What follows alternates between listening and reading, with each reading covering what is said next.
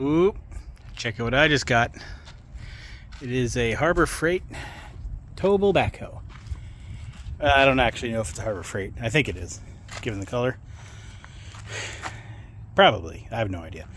Given its color, too, I'd say it's 10, 15 years old. Not entirely new. But you know what? I wanted one forever, and it was pretty cheap. I don't entirely know how I'm getting it out of the trailer. Getting it in was easy. See, the trailer is a tilt trailer. Okay, well, it's an everything trailer. It can drop to the ground, so the entire thing is on the ground. That would be ideal. However, the hydraulics for this thing, they probably haven't worked since, I don't know, what, 40 years ago, probably? So that doesn't work. But the tilt function still works. So the seller, I had him stand in the back of the trailer for me to get some weight off the pin. Pulled the pin and it tilted back, and then I just used a chain and a come along to pull it in there. Now I gotta get it out. I could use the loader, which you can kind of see right there in the corner, but it's got a dead battery and it leaks gas everywhere, so I don't want to do that.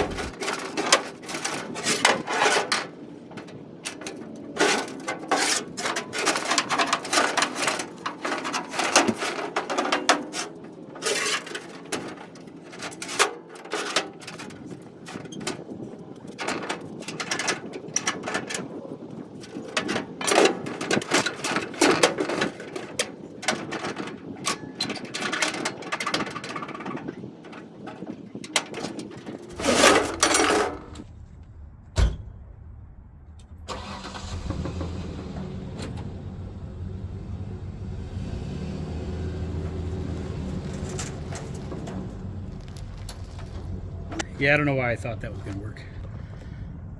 I mean, good theory, though.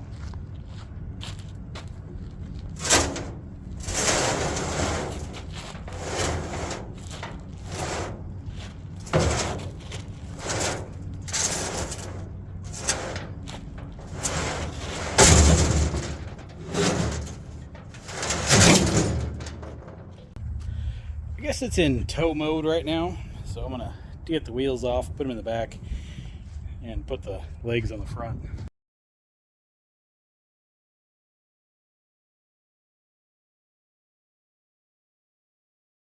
I see pictures online where people put those trailer jack things, those little, the trailer tongue jack on the front of these, and I see why.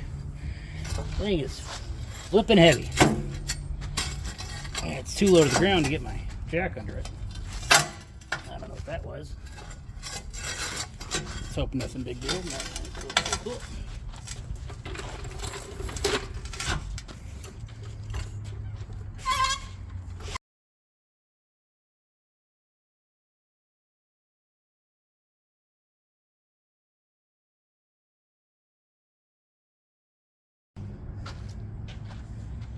I'm pretty sure these aren't the original axles, considering they have a, looks like a leaf spring little mounting perch there.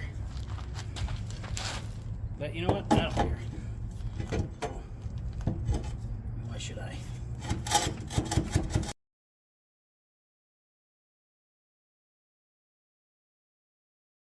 Yeah, you may be thinking to yourself, well, where's the boom? And yeah, well, there's a reason this thing was so cheap. Nah, I'm just kidding, it's in the back of the truck. I had to take this thing apart to get it in the trailer. Well, get it home. So yeah, I gotta put it all back together. So, got the pin. Don't entirely know how it's going back in there, but I'll figure it out. Every part on this thing is freaking heavy.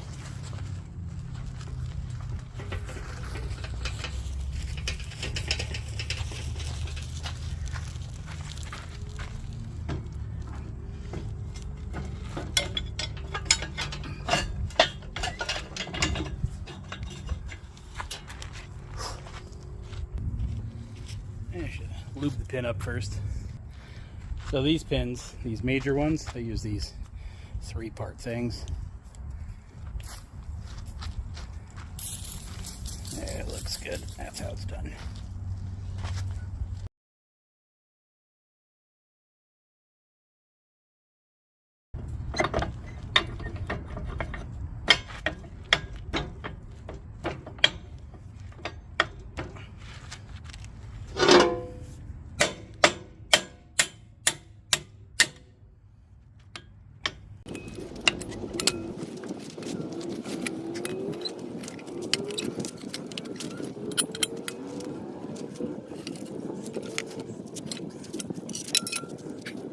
Having that little punch thing there turned out to be a pretty darn good idea. As you can see, I just slide that in and take a breather. As you drop it. Oops.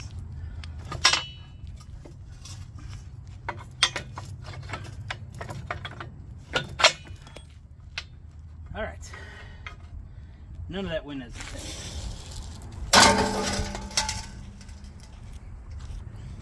all right. I don't entirely remember which hole the pin goes into the bucket. Just so we're on the same page.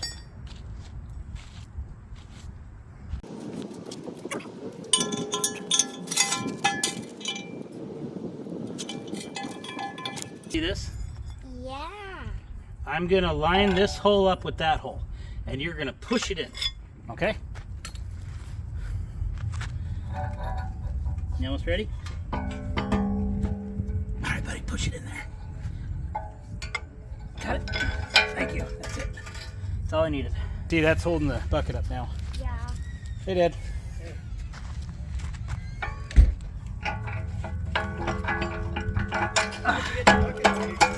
What? You carry it by hand? The bucket's actually the lightest thing. You hammered that out. Yep, let's see, the bucket's attached now. I think we need to hammer that out. And that's no problem.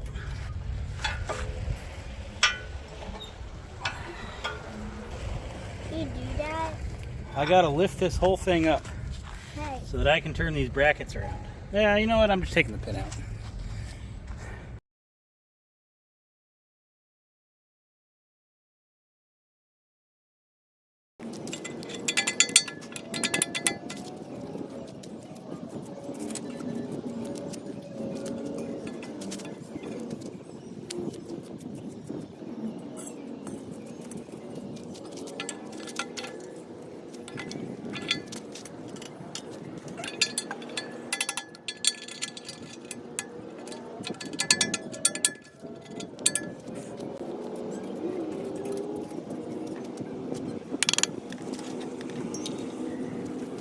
Well, here it is the next morning, and get back to getting this thing working.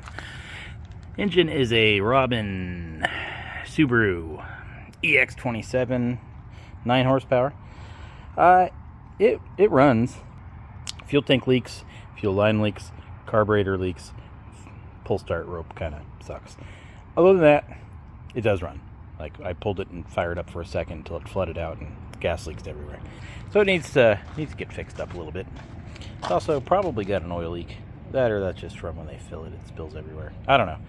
Either way, we'll have to tackle that. Yeah, probably just pull the engine off and take it to the workbench and fix it up in there. Well, that's looking a little better, I'd say. Alright, I've got so many new parts on this motor, it's not even funny. I've got new pistons, crankcase, rods, rings, valves, tin, labeling, you name it, it's all new. That was a pretty good idea, I think. I didn't want to sit here and screw around with an old, probably worn out motor. So just replace everything and start fresh. Now, do we have any leaky hydraulic lines? Do all the cylinders work? Does the pump work? No idea. But we'll find out soon enough. Gas. Yeah, oil stabilizer not going to happen. And oil, got that. All right, well, let's start her up.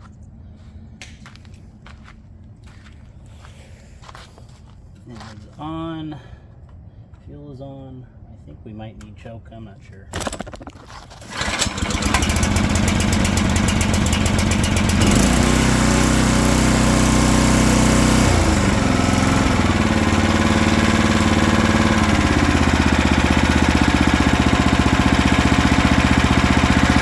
Alright, last time I tried to do any digging machining, I had a problem with air in the boom hydraulic. So I'm going to cycle that in and out and then hook it up. I'm pretty sure it's this lever. We'll find out shortly.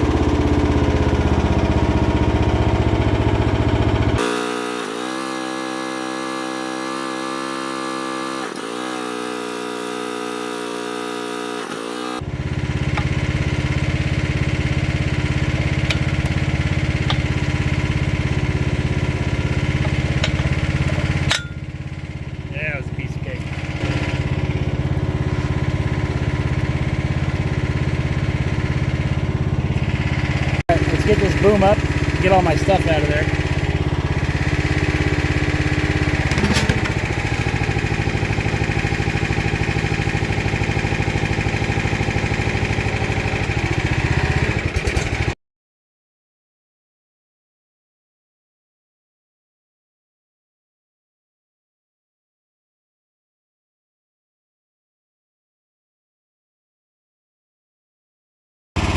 So let's try moving it to somewhere other than right here.